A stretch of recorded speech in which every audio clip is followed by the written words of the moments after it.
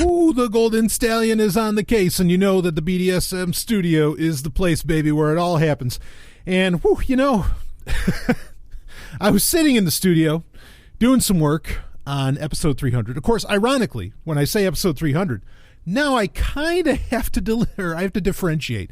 Sometimes I use the word delineate when I should say differentiate. Whatever. I have to differentiate because this is actually episode 300 of Patreon. Of course, just like episode 300 of Sovereign Tech Prime, which is getting released within like hours, really, or so, or day, whatever, of this getting out. Much like that, there have actually been many more than 300 episodes and content released just for Sovereign Tech patrons. But as far as like the actual numbering goes, this is episode 300. And actually, not that I ever planned it, but there are so many different subscriber episodes, which, you know, that's like in the title, right? Sovereign Tech subscriber episode, whatever, that particularly Game Talk and the User Podcast, which are both going to be, you know, which are both in the $5 Patreon tier. It's the only way you can get them. Those don't have like a numbering as in Sovereign Tech subscriber, blah, blah, blah, blah, blah. The only episodes that get a Sovereign Tech subscriber number are ones that are available to all patrons, regardless of what level that they come in with. Everything else has a different numbering system, and partly because, well, maybe someday, you know, something different might happen or something might evolve out of Game Talk and out of the User Podcast. So anyway, but I mean, that's all that stuff is years in the future. And yes, you better believe that I plan on shit years in the future. Oh, believe me, I do. I mean, I always think really long term.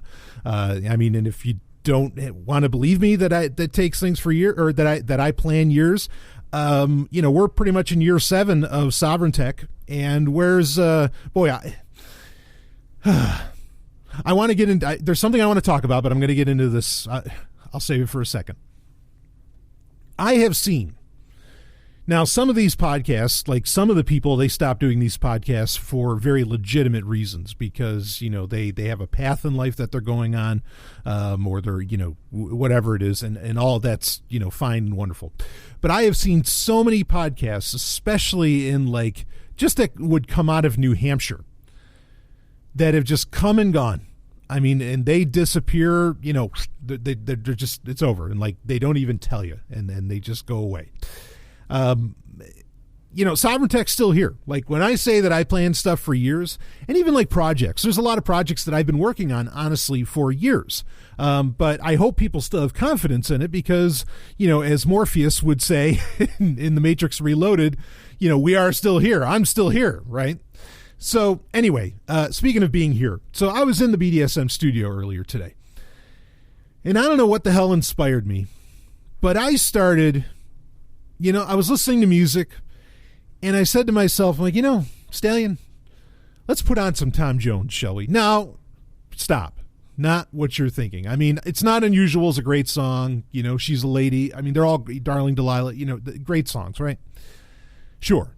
But no, I wanted to hear, you know, like I You Have Nothing or Without Love, or, I mean, even though these are kind of juxtaposed, you know, I'll Never Fall in Love Again. I mean, just, man. And, you know, when I'm listening, now, understand, I've been a Tom Jones fan. I'm going to tell you a story in a second here. I've been a Tom Jones fan for, well, ever since I was a teenager. Okay. He was in Mars Attacks, the classic Tim Burton film, and I mean fucking classic. I love that movie. I still read the comic books.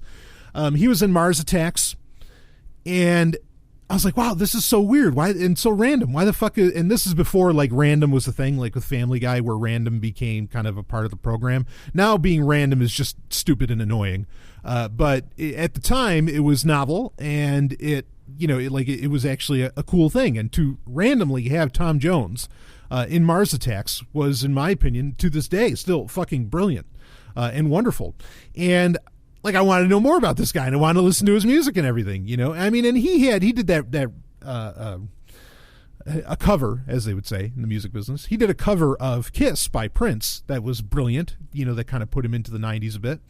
But, you know, really listened to his stuff. And at the time, they had these albums called 20th Century Masters. that like Walmart would release or something, CDs still mattered at the time. And I picked it up of him just on a lark, and they were cheap. Like these 20th Century Masters CDs were inexpensive, only like, I don't know, $10 or maybe even less. And I picked it up and I was just like, and it was the greatest hits. And I was just like, holy fuck, this guy's amazing. And just as I felt then when I was a teenager, I felt the same earlier today. Because listening to him sing, now he didn't really write his music or anything like that. He more or less just performs. Nothing wrong with that, right? I mean, no disrespect as far as that goes, because there's something to be said when you're a performer of that caliber, say a Tom Jones, say an Elvis Presley, say a Michael Jackson, or so on, even though Michael, of course, would write a lot of his music. When you're that level of a performer, the song really doesn't come alive until you add in that magic that that singer brings. Now, your average pop singer, you could inject anybody into the song and really it is the song that matters. As to where with some of this other stuff, no, the song doesn't cut it. Okay, you need to put the magic in. Another example of this, Ace Frehley, right? Kiss. When he did his solo album in 78, which I think the other day when I was recording something, I said the 79 solo album. Sorry, that's when Dynasty came out, or what they would say in Australia, Dynasty. But the 78 solo album that, for Ace, that was huge. He did a cover of the song New York Groove. It wasn't his song, but the original version of it wasn't a hit at all. Nobody gave a rat's ass, and Eddie Kramer just kind of showed it to him and said, hey, try this on. And it wasn't a hit. Now it's like played all the time in sports stadiums and everything. But it wasn't a hit until, you gave it to Ace and you put in, Ace's magic into the song.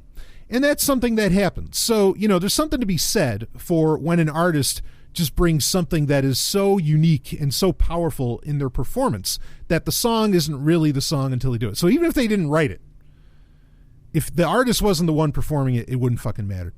And I just, I was listening, the songs I listed off, I You Have Nothing, I'm Never Gonna Fall in Love Again, and so on. Even Green, Green Grass at Home, which that was a cover. Like when Tom Jones... You don't realize it until you hear, you don't realize what's missing until you hear the master. When you hear somebody with that much power and that much feeling behind his voice, you don't notice that everybody else really sings like shit.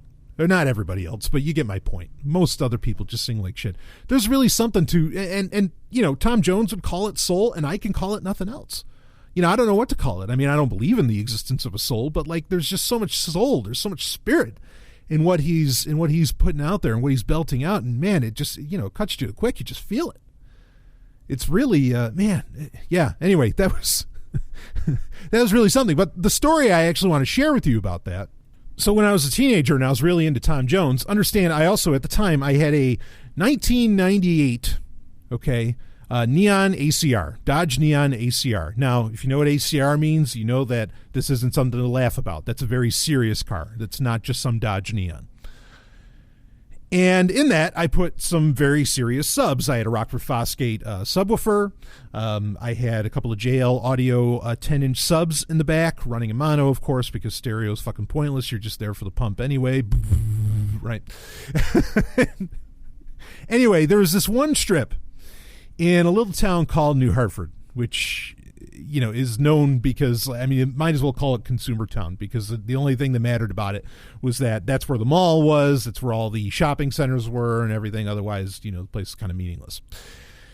So I'm driving down the street, and there's this one strip right by the mall, and the cops just loved pulling people over on this strip. And specifically at the time, based upon the year, as you can guess, because that Dodge was new, at the time, you can imagine, every subwoofers in cars was the fucking thing. This is just what people did. Okay, now granted, I did it wrong for a couple of reasons. Not because I had it in mono, like I said, stereo's pointless.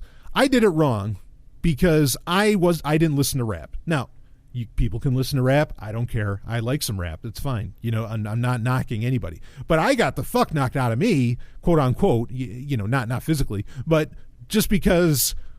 wait a minute, you're not, okay, yeah, oh, wow, that's great. You got a really nice car, really nice subwoofers, the whole thing. You're supposed to be playing rap, and you're not supposed to play metal with subwoofers.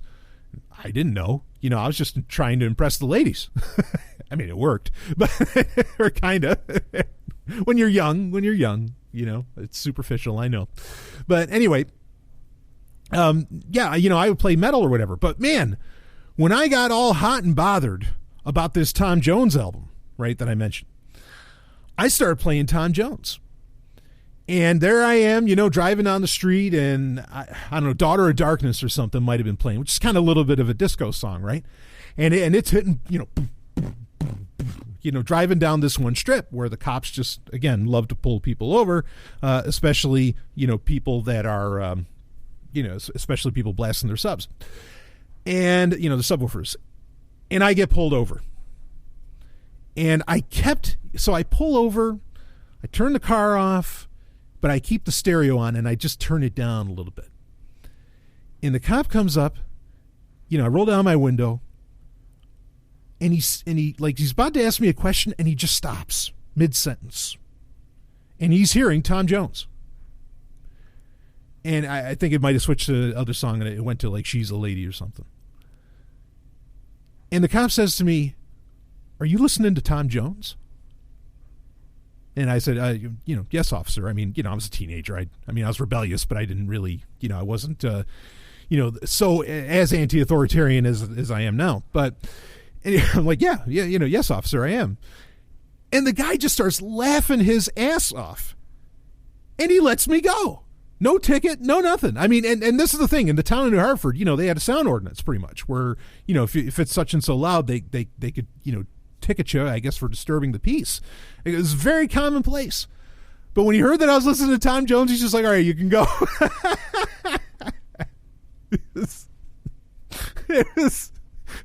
But that's the other way that I was doing it wrong, because you're supposed to get a ticket for having really badass subs, right? Even though 10 inches, was kind of small. A lot of people had 12s or whatever. But, I couldn't even get a ticket. And here, I'm trying to be badass here with my subs, and I can't get a fucking ticket. Why? Because I'm listening to Tom Jones, for fuck's sake. Anyway, I just wanted to share that story with you. We have other things to get into here, and we have great questions actually to get into for episode 300 of Patreon. Okay, even though it's a Q&A, I mean, let's call it for what it is. This is the episode 300 of Patreon. Holy shit. Anyway, another bit of business. Something I want to update on. So, and actually, I think it was commented. So, like I said, on the $5 tier, in fact, I got to figure out how I'm going to work this out, because I get questions that are relevant to and are based upon things that I say or talk about in the $5 tier podcasts. Okay, that being Game Talk and User. And did I get a lot of questions from the User podcast.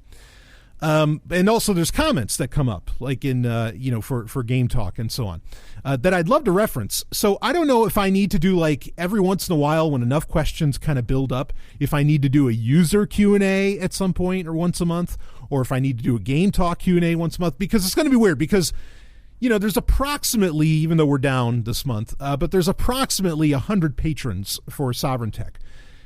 Not most of these patrons, and this is totally fine, but I'm just saying most of these patrons are not in the $5 tier. Okay, some of you have upgraded your patronage, and I'm honored by that, but you're not in the $5 tier. So, like, I will be talking about things that are only in the $5 tier that a lot of you would not have been able to hear. So I'm not exactly sure how I'm going to work this out. Okay. But I'll figure it out. But this one in particular, because the first 2 episodes of Game Talk I actually released to every patron. And one of those, the second episode, I believe it was, of Game Talk was my review of the C64 Mini, the Commodore 64 Mini.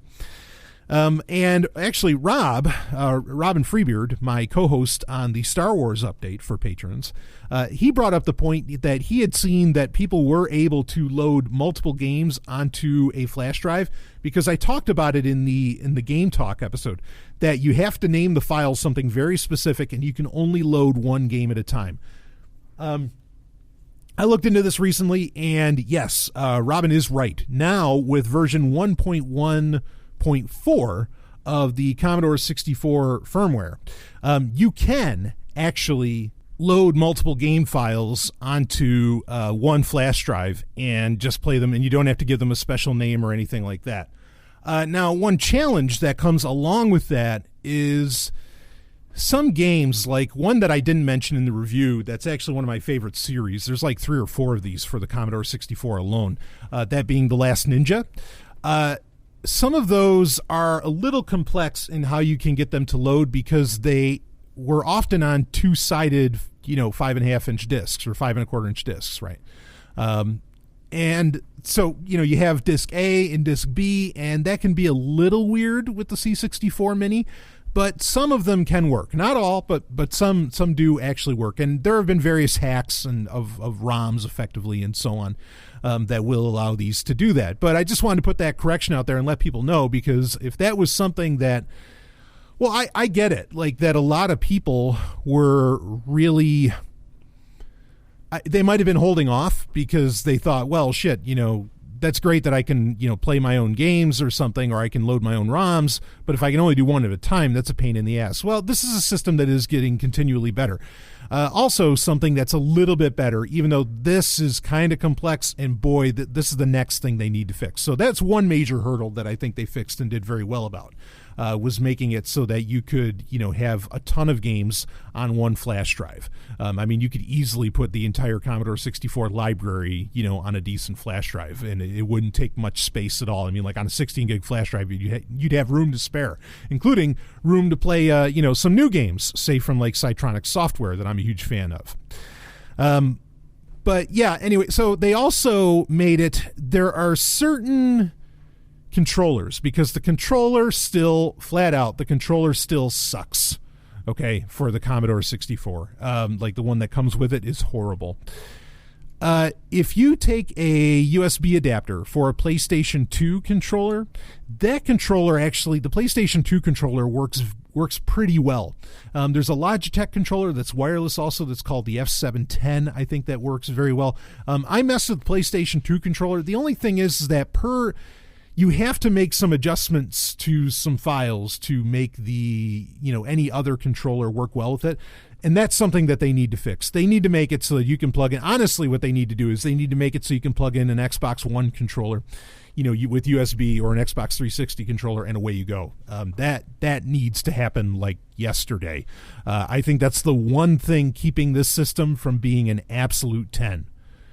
I still give it high marks, but for it to be an absolute 10, that's really what's needed. Now, also the company that Retro Games Limited that put it out and that made it, they have teased once again the idea that there's going to be a full-size Commodore 64 that they are going to be releasing.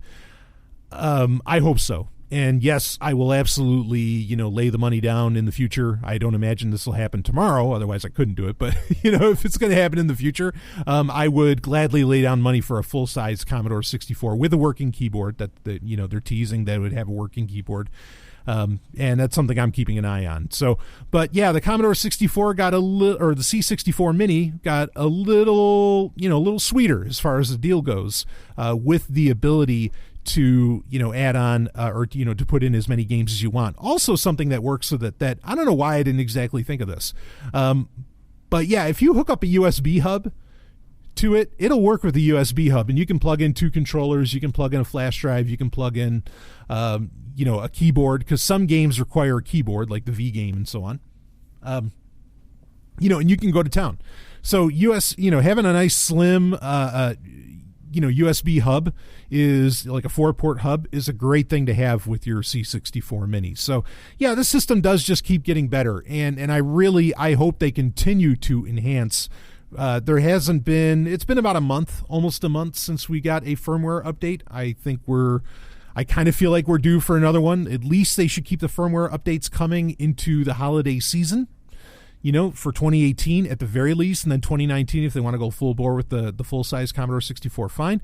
But this is something to keep in mind for the C64 Mini, is that, yes, now you can put a whole library of games on the flash drive and just go to town on it, and just wonderful. Also, something else I figured out, like that there was it like Paradroid. There are some games on this that are like I started diving deeper into a lot of the catalog that was on the Commodore 64. When I was a kid, like I used the Commodore 64 as a gaming machine, but mainly I used it as a computer to do other things, word processing, even art and stuff like that. I was way more into it for that. Gaming was done on my NES. Gaming was done on my Nintendo, and games for the Commodore 64 cost as much as they did, or around as much as they did for the Nintendo at the time. So I could buy games, but I still needed to be a bit judicious and careful in what I bought. I couldn't just buy everything, and I would generally buy for the Nintendo more than I would buy for the Commodore 64. So I wasn't as familiar with I was familiar with some of the classics that were only on the Commodore 64, but there's a lot of them that I didn't know about. And I've recently, while exploring the Commodore 60 or the C64 Mini and exploring that more, and really enjoying a lot of the newer games. Again, that's kind of the winner, is that you can play the newer games, like I said, from Cytronic Software, like Organism, which I reviewed on Game Talk, and some other ones. But in researching it, I found out that actually a lot of games on the C64 Mini, even though not just me, but lots of reviewers had no idea what they were, some of the greatest games ever made are on there that, I didn't even bring up. Paradroid and some other ones. I talked about Impossible Mission. Those games are great. But really, I think that people have kind of forgotten, myself included, just how many, because there were so many games on the Commodore 64, there's a lot of gems out there that you're just, you might not have ever known about. It still had Sword of Forgal and so on. But anyway, yeah, this system just keeps, really, I guess my point is this system just gets better and better, which is interesting in itself.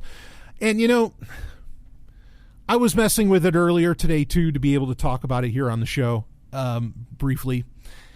And another thing, talking about listening to music, I think I had Chicago came on. I think I was listening to 16, Stay the Night starts playing and everything.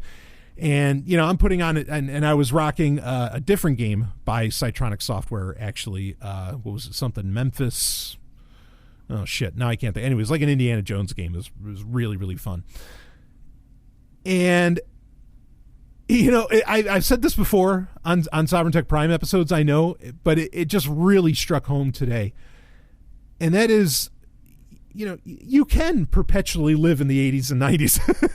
If you want, what was one of the last things I went and saw in theaters? Oh, I went and saw the new Predator movie. Oh, tell me it's not the fucking 1980s or 90s. Give me a fucking break.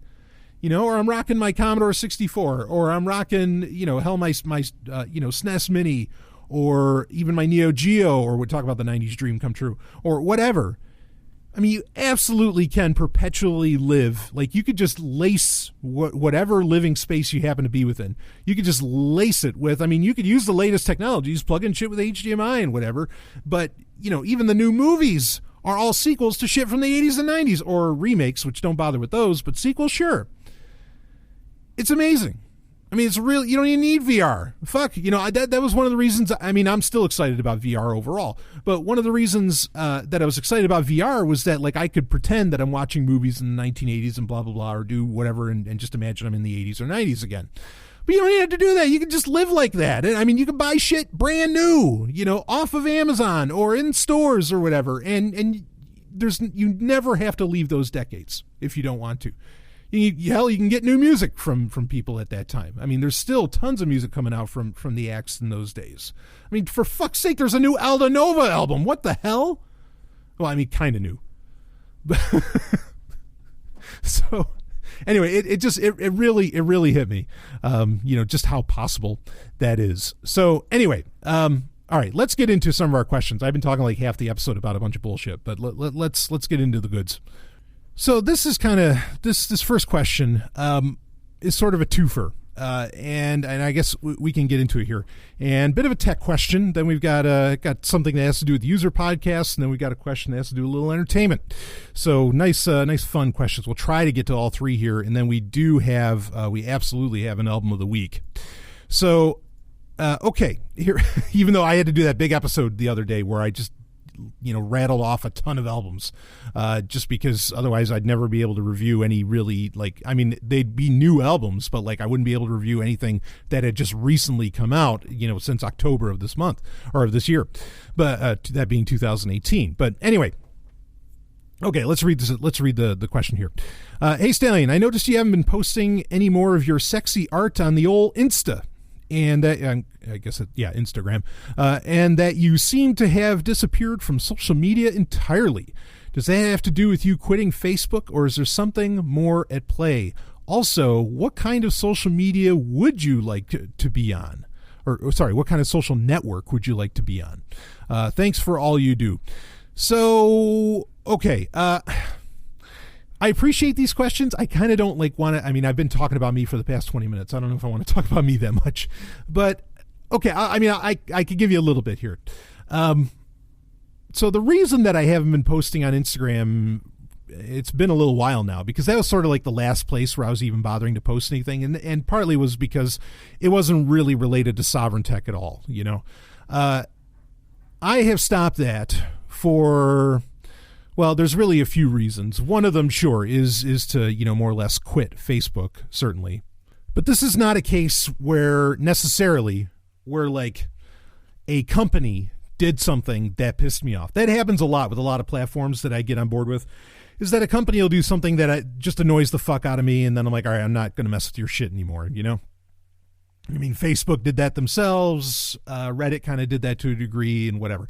And I've never, ever, ever, ever, ever really, except for maybe like years ago when I first used Instagram. In fact, that was even another account. That was an account that had the name Sovereign Tech in it. Have I tried to make Instagram like a platform where I want Sovereign Tech listeners to go? I just haven't. Okay, I've never done that. So anyway, what's really happened is that Instagram, it was a rare case where I enjoyed it being a bit of a two-way street, meaning that I enjoyed putting content up there, and I enjoyed some of the content that other people put up there. I'll tell you, maybe it might not be the biggest reason, but it's just shy of the biggest reason why I finally said, fuck this with Instagram. I don't even want to look at it anymore. People just keep using these fucking filters. And I don't mean like filters, whatever, Ludwig or whatever that you put over a picture. I mean the facial filters. And I am just so like, as soon as I see somebody put a filter on their face, I get an instantaneous headache. It's ridiculous. Who the fuck thinks that this shit is in any way sexy or hot or fun or whatever? I mean, I don't know. I guess maybe some other people might, I don't mean to be brutal like that, but fucking it's become too unreal. And maybe this is a problem with the internet in general, where like, in fact, there was a great, I saw, back in September, I saw a great meme about Halloween. I think I might have referenced it on another episode, but I still think it's so damn funny. And it's like a meme of Kermit the Frog, and it says, "Oh, you're still having a hard time finding a Halloween costume? Why don't you go as the person you pretend to be on Facebook?" And yeah, I know that this has been like a part, and this has been a part of the internet since the beginning. I remember, and I've mentioned this before too, I remember the classic America Online commercial where, they're talking to these people why they like to go on AOL, why they like to go on the internet and so on. And there's like this, they get this really, really, and I say this kind of with respect, but they were definitely going with the trope, a dorky guy. Okay. I'm a dorky guy. So, I'm not meaning that necessarily as an insult, but he's like, I like to go online because I can be someone that I'm not. And so it's been around. This has been around forever, but now it's getting to the point where like fucking everybody is using these stupid fucking facial filters. I guess I should call them that way to differentiate them from, like normal picture skin filters. And I just can't do it. Like I'm tired of it. I hate looking at it. It's so, Instagram is already, admittedly to a degree was already fake enough, right? Because it was already just kind of giving you a highlight reel of what people do. It's not showing you what they look like when they wake up at 6 a.m. or whatever. It just got too fake. It just got way too fake. And I was like, fuck this. Like, I don't want to look through it. I don't want to see anything of it. I just don't care. I don't care. And some other things, have come up recently, but that's kind of the one that put me over, where I don't even look at it anymore. And I don't even like really heart shit on it, cause I would heart stuff or whatever. And I just don't care, and this, like the it's, maybe people will get over it at some point. I don't know. But the obsession with these fucking filters over people's faces and whatever, it's too much. Like, it's so not real. It's not fun at all, you know, and yeah, can't do it, Sally. So anyway, so that's kind of part of it. But that's something, this is the rare case where it's what everybody else did, not what the company themselves did, right? I mean, I guess they gave you the feature set, right? But, you know, you don't have to use it, but people do, and it just, fuck it. You're so fucking inauthentic. You know, it drives me nuts. So anyway, let me get to the second part of this question, which was what kind of social media platform or social network it actually says. Would I like? You know, I was thinking about this when this question came in, and I forget the name of it, but iTunes was trying to do some kind of social network built into iTunes. And I think this would be really great, but it would never be great for me. Like it would never work for me, because I mean, notice that I'm talking about, you know, earlier when we were talking about music, I'm talking about listening to Tom Jones. I'm talking about listening to Chicago, you know, and as far as like, you know, if you listen to that Patreon episode 299 that I released, it was You Need Metal Supplemental. List off all those bands. I mean, I know that somewhere people listen to that music. Otherwise, I mean, they really couldn't, especially some of the higher profile bands, you couldn't just keep putting out music. Like you couldn't afford to keep pushing that shit. Even though, granted, you know, a lot of them make their money off of festivals and you know, concerts now, and the album is more or less the loss leader. But regardless of that, I know there must be people out there that listen to this shit. I just don't know where the fuck they are. And look, I've lived in New York City. I've lived, you know, in big cities, and I've been around the world and all that. And like, I just generally don't find people. I mean, I see, you know, concert footage from these festivals where people are at them, and lots of people are at them, and they're into the music that I'm listening to. But I don't know where the hell these people come from, and I don't know where the hell they live, and I don't need to know where they live. I'm not, you know, I'm not stalking them or anything, but. Yeah, so I could say that I think it would be interesting if you had a social network based around music, you know, or even if there was like a podcast app that built in like a social network around a podcast. That would be, you know, where you could create a room, like you could use Rocket Chat that is directly tied, say, to an episode of a podcast. All of that could be pretty interesting. And I mean, YouTube, I suppose, to some degree kind of provides this anyway, right? Like in a way, that's what that's all about.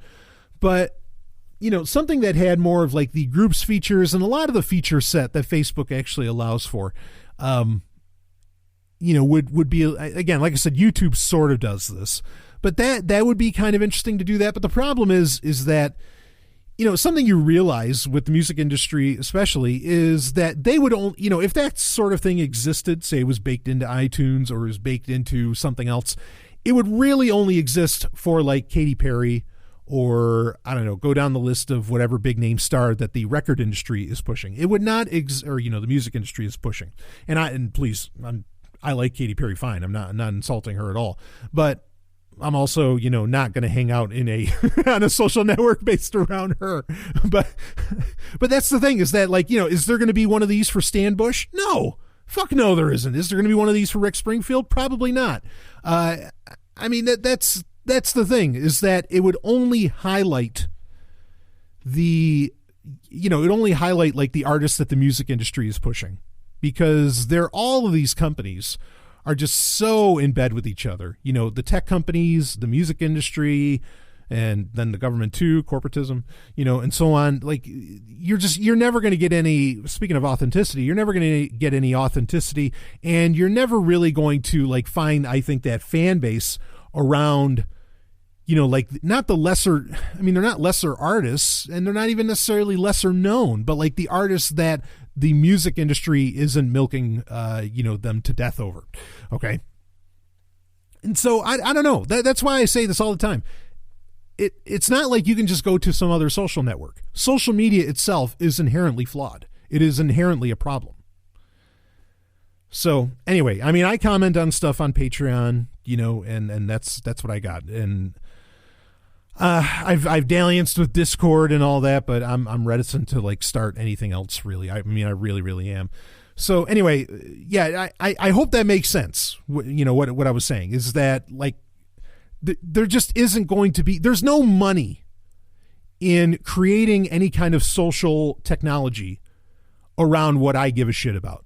There's no money in it, you know, because, or not the amount of money that is required, because most of the time developing all that stuff, you either get 1 million users or you don't, and there ain't 1 million people listening to what I'm listening to or watching what I'm watching. It's just not there. So I'm kind of screwed, and maybe that's where a lot of my vehemence for some of this technology comes from. I got to be honest with myself about that. So anyway, there you go. I hope all of that makes, again, some kind of sense. And I don't know, if you want to, make the case for me about filters for people's faces, but I just think it's fucking outrageous. It drives me up the wall. I mean, it's one thing. I know some people, you know, they want to, like, they'll use like a heal feature in Pixlr to, you know, get rid of, I don't know if they had a zit that day or something. Like, sure, of course, you know, nothing wrong with that, especially if you're kind of trying to, like, market yourself a bit. But these, you know, the filters on people's faces or whatever they call them, fuck no. Like, that's that on steroids, and steroids are bad. So anyway. Let's get into another question here. Yeah, all right. Yeah, let's do the user podcast one. Then we'll get into the entertainment one. How about that? All right. So here we go. Brian, love the user podcast. I do have one critique though. Doesn't Hashem just have multiple names? Oh, careful now. You're revealing. I know something about you now. If you're calling God Hashem. Oh, yes. Okay. Anyway.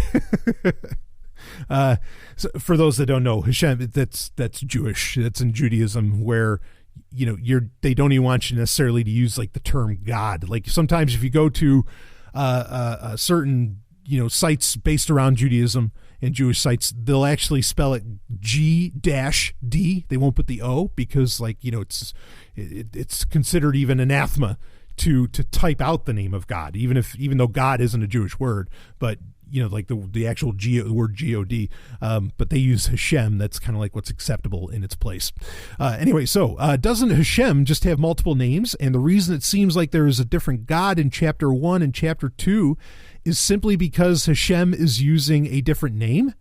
Still can't wait for the next episode. Well, thank you. So, okay.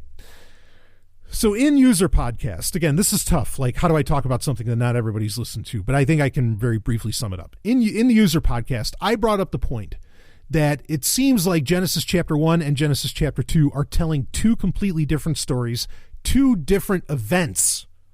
It's not even like two different ways of saying the same thing that happened. It smacks of being two very different events that occur. Okay.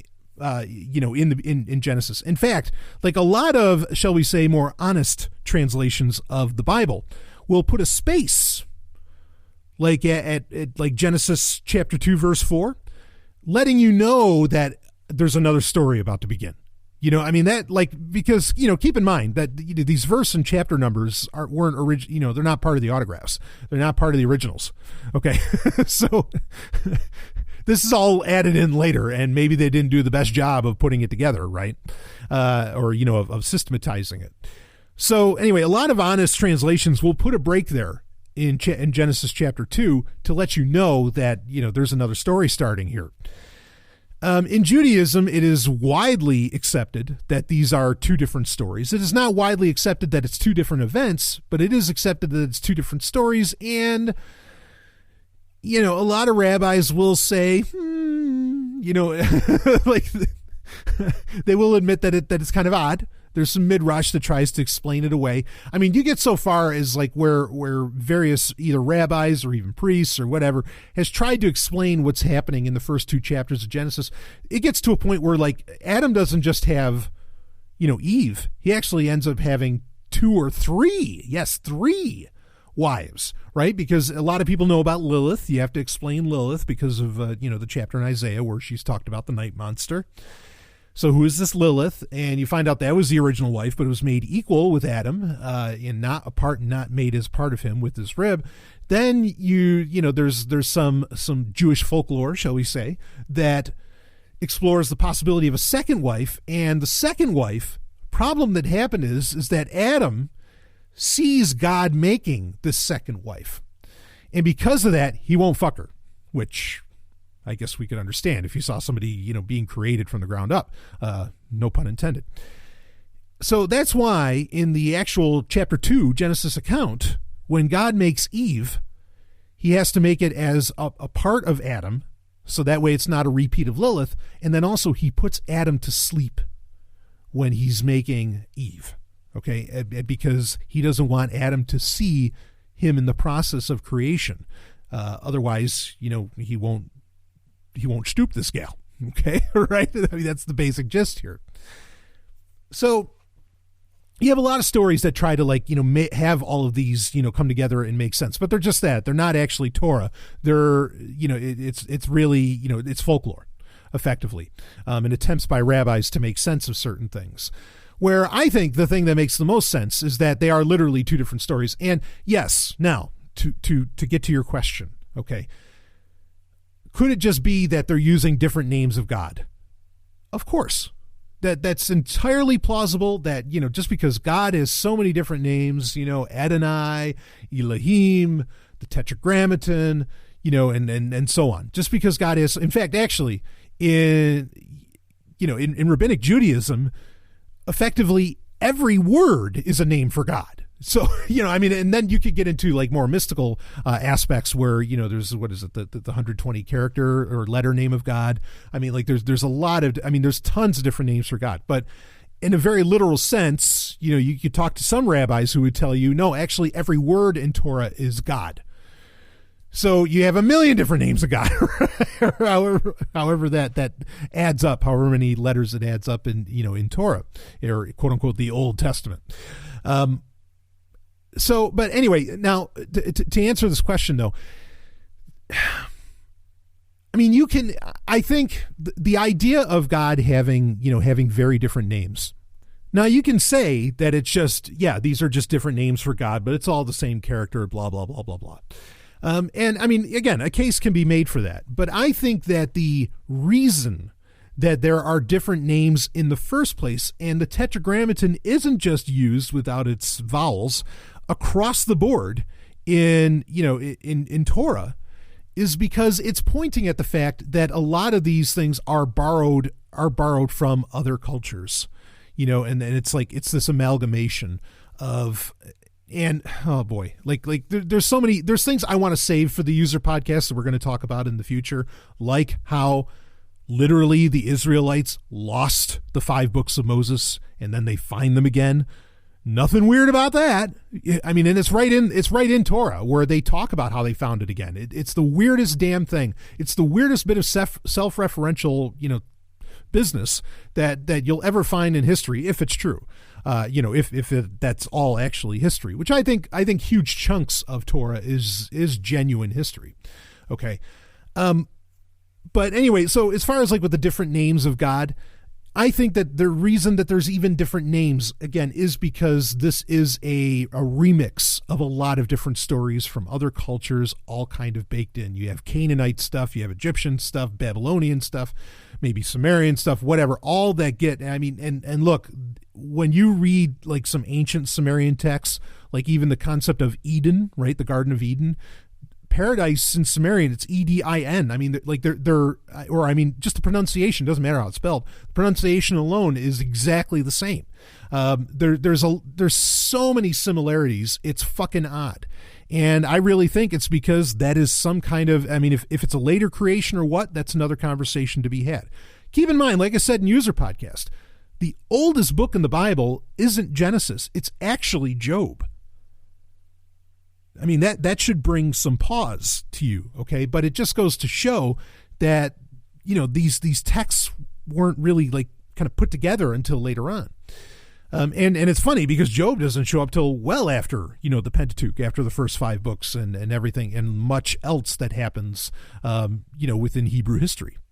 But there's more to it than just the fact that it's 2 different names. The attitude of the 2 stories are completely different. They are, no pun intended with the creation narrative, they are night and day. They are completely different. chapter 1 is incredibly God-centric, right? Like it's really, it is telling you the story of God. It is, and from a perspective of just being completely respectful to God. It's really talking about, and also the language and the way that things are described happening and so on, because it's still highly detailed. Just like chapter 2 is also very detailed.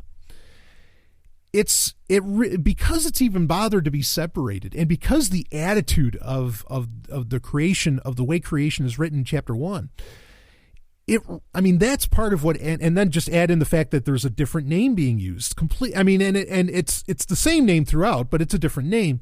Same with chapter 2. It really feels like a totally different story. Like somebody cut and pasted a chapter out of some other book and just smacked it right at the beginning. Because chapter 2 it's obvious that chapter 2 is a different story, okay? Or at least a different telling, if you really want to believe that. But it's not just a different telling, it's a wildly different telling. It is wildly different. And its concentration is almost completely off of God, other than the concept of the Sabbath day so much. Anyway, but the concentration is very much off that, and it's very much about like how things actually happened on earth, as to where chapter 1 is this even grander scale. And because of the difference in God's name, the difference in attitude, if you picked up any other book, and you could say, well, there's no other book like Torah. Yeah, you're kind of right. Okay, you're kind of right. But if you picked up any other, pick your holy text or whatever, and you read something like that, and you did a critical analysis of it, you would instantaneously say these are two different events. These are two different things getting talked about. This is not the same event coming from a different perspective. That's impossible. And it gets weirder, especially if you really want to attribute the writing of both of those chapters to Moses himself, to Moshe. Like how do you even do that? And you say, well, God influenced. Oh boy. I'm trying to now some people, okay, you can get into some guys that look at these stories and that, they'll still have some kind of supernatural beliefs, but they're trying to really justify and explain, rectify perhaps, what they're seeing there. They're seeing clearly two different stories. You could look at guys like Zechariah Sitchin, and they would tell you that, oh no, yeah, there's still a God, and at this point they're actually talking about God, but when they're using this name, they're talking about the aliens that created humans, blah, blah, blah.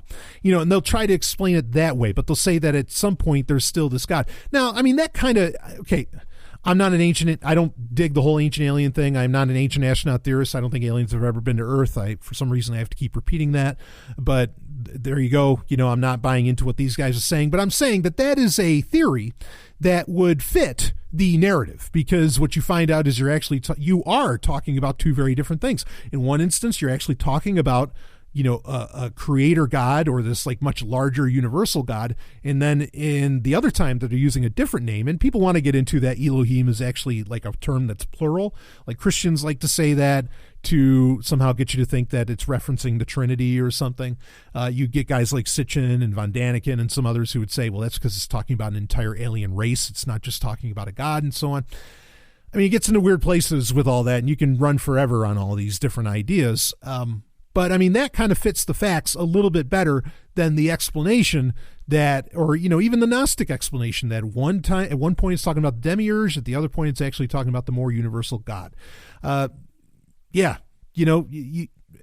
thing is that a lot of people over the years have recognized that these seem to be two very different events and two very different characters.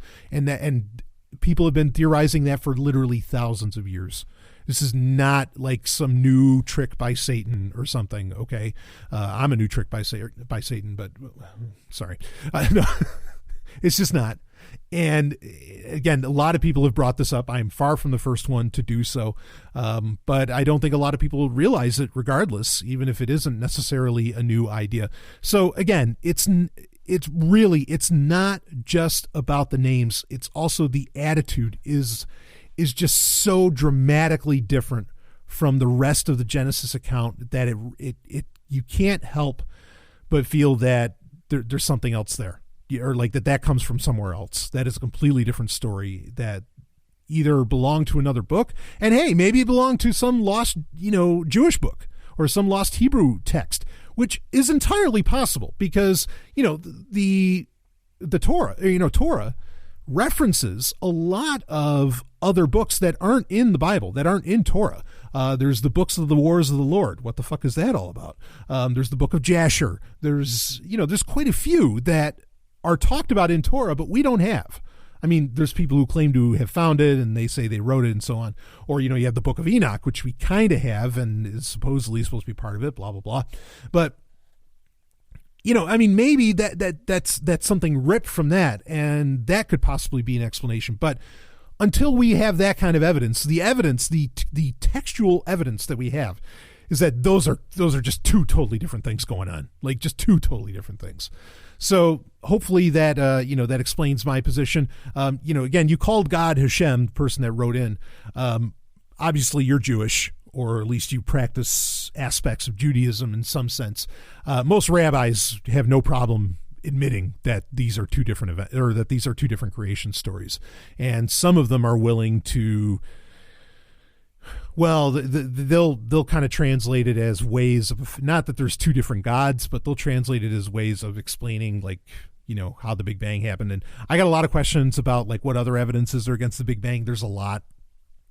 But I'm not going to cover that here. And again, I'm trying to keep User Podcast like a really, really small or really short show, or, short episodes. I don't want them, again, to go past 15 to 30 minutes because, I'm trying a different format with it. So anyway, okay, let's get on to another question here. We're almost at the hour mark, but I really do want to get this question in. This is fun. Okay, Q&A question. As a Ridley Scott fan, which I am, Stallion here, I've said that he is my favorite director. As a Ridley Scott fan, what are your thoughts on Legend? It's my second favorite childhood fantasy film. Dark Crystal is number one. Oh, I love The Dark Crystal. What a great, Jim Henson, baby. What a great movie. So anyway, Legend, 1985. In fact, I might call an audible here. But anyway, Legend, 1985. Classic film, of course, with Tom Cruise and Mia Sara, very young Mia Sara. Mia Sara, of course, would grow up to be exceptionally, like, wow, time cop, folks. Anyway, Ferris Bueller, I mean, come on. So anyway, yeah, Legend. Of course, Tim Curry playing effectively the devil, right? It's, oh, man. What a movie. Yeah, Ridley Scott did this. So I enjoyed this movie, because understand, we didn't get, and it, this is a dark, very dark fantasy film. Okay.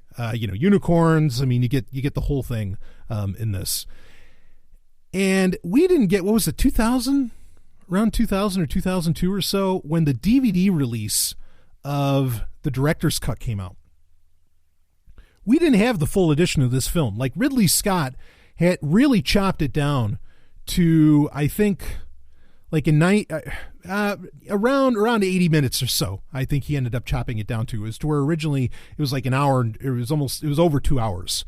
Even then, I don't think it ended up being 2 hours after we got the director's cut of this. The film is definitely far better. The director's cut is far better than the original version of the film. But you had so few movies of this kind of scale, and really, even though it's dark, but the beauty of the movie, that, I mean, and there's so much wild shit. Like, I mean, Tim Curry is just fucking amazing. I mean, there's no, as where they just call him Darkness, right? Even though he's pretty much the devil, they just call him Darkness. Tim Curry is just majestic in this movie. And, like Mia Sara, Princess Lily or whatever, when, she goes dark and everything. I mean, there's so much to like about this movie. Ridley Scott, I think, certainly playing very abstract. Not that that's odd for him at the time when you consider how abstract Blade Runner is as far as a science fiction film, even though now it's widely considered widely considered by a lot of, real cinephiles or moviegoers, serious ones, the greatest science fiction movie ever made. I mean, by a lot of critics, a lot of your everyday fans and whatever, will come right out and say that about Blade Runner. I think an argument could almost be made that Legend is the greatest fantasy film ever made, like just straight up. And I wouldn't argue much against that. It is eons better than any of the Lord of the Rings films. I'm not knocking the Lord of the Rings films. I get it. Okay, I understand Lord of the Rings. But I think this movie is just wildly superior to that. Stylistically and more. When I remember watching it when I was younger, so in the U.S., the soundtrack for the movie was done by Tangerine Dream, which Tangerine Dream is a very interesting group. Christopher Frank, who would go on to score 99% of anything Babylon 5. He was originally in Tangerine Dream. He was originally one of them. And so there's brilliant music there. I'm not taking anything away from the music that was within Tangerine Dream. Now, in Europe, when it was released, you actually got the original Jerry Goldsmith score. Now, speaking of how Ridley Scott is my favorite director, as I have said in a recent Sovereignty Prime episode, my favorite composer is Jerry Goldsmith. And I mean, just far and away. To finally hear his score, I had never really heard it. I think somebody might have tried to play it for me or something at a convention at one point, maybe in the late 90s, because people knew I was really into Jerry Goldsmith. And believe me, at the time, I most certainly fucking was, even back then. But to finally hear that on DVD, and then I think they did like a full CD release of it. In fact, I'm sure I have it. I know I have it. I've listened to it over and over again. That is a beautiful fucking score. Tangerine Dream did great, but what a fucking crime that in America, for the longest time, we didn't get Ridley Scott and Jerry Goldsmith together, in action with such a tremendous, visually powerful film. I really think as Blade Runner is to science fiction, I think that Legend is to fantasy. To the fantasy film genre. And it has become, what everybody calls a cult classic, just like Blade Runner was and so on. And much like a lot of Ridley Scott's work would end up becoming. I think it's a brilliant movie. It's absolutely brilliant. There are points of it. I mean, I know it's dealing with younger people, but like the character of darkness and so on, and some of the just the visual flair of it all is very, yes, I know it's supposed to be kind of a kid's film. I'm not going to say it. So anyway, I enjoyed it. I think it looked great. I'll just put that out there. Okay. And I mean, I remember, as a kid a million times, playing up the character of Jack, right. And actually when I was really young, my best friend, it was a girl. And we'd try to, we'd have fun with these characters and have the continuing adventures of, Jack and the princess and so on. And it was really cool. This movie, again, it's just stunning. And particularly the character of darkness is just so standout. I love it. As far as, to answer your question, what did I think about it? I thought Ridley Scott knocked it out of the park. Dark Crystal is another great movie. Absolutely. I think that both of these movies are movies that really have no demographic, even though, yes, same with you, like Legend and Dark Crystal I experienced when I was younger. They are just as powerful for any age to watch, in my opinion. And especially the director's cut of Legend has really given that film like a new lease on life. I don't think it gets nearly the respect that it deserves. Not even close. Just a stunning little film. And that Jerry Goldsmith score, holy shit. That's the audible I was going to call, and I'm going to do it. I have to say that get your hands, I think it's a 2-disc set, get your hands on the Jerry Goldsmith soundtrack for Legend. It is powerful. I mean, talk about flight of fancy. And Jerry Goldsmith is, I don't want to say he's necessarily top of his game, but if he's not top of his game, he's dang near, right? He's just shy of being top of his game with this. And it is so sweeping and epic.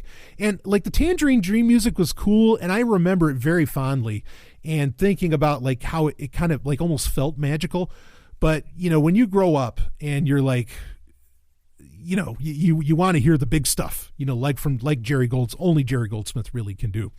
When you hear it, I mean, it changes everything. In fact, I think part of the reason I like the film infinitely more, and actually Ridley Scott has said that the 113-minute cut it's about that, is his favorite. Like he's come right out and said on the DVD that DVD release is brilliant too. Like there's so many special features and everything that's worth. I think the Blu-ray's got it too. That's totally worth having.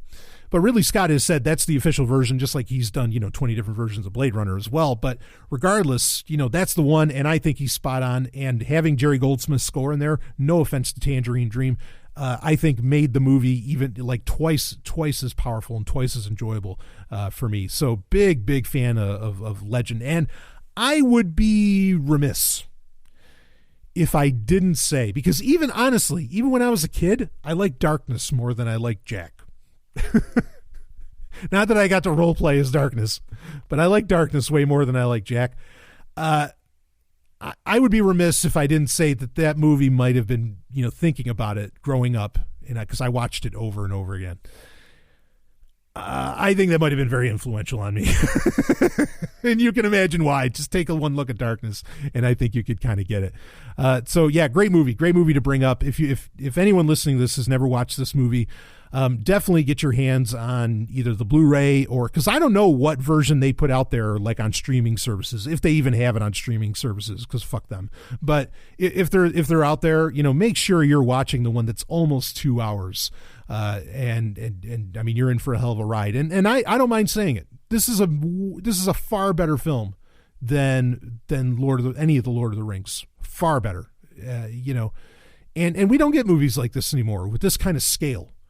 This is really one of the last. Now, I mean, they used, I know, I was going to say, because this is really all practical effects, but I know that when they did the Ultimate Edition of it, or the, kind of the director's cut, they did some digital enhancement on certain points to clean up part of the original cut that they found.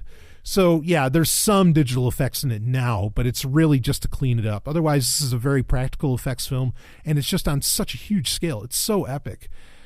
You can't help but love it. So anyway, yeah, check out Legend. And our album of the week is Jerry Goldsmith's soundtrack for the same movie. That's going to be our album of the week because that needs attention.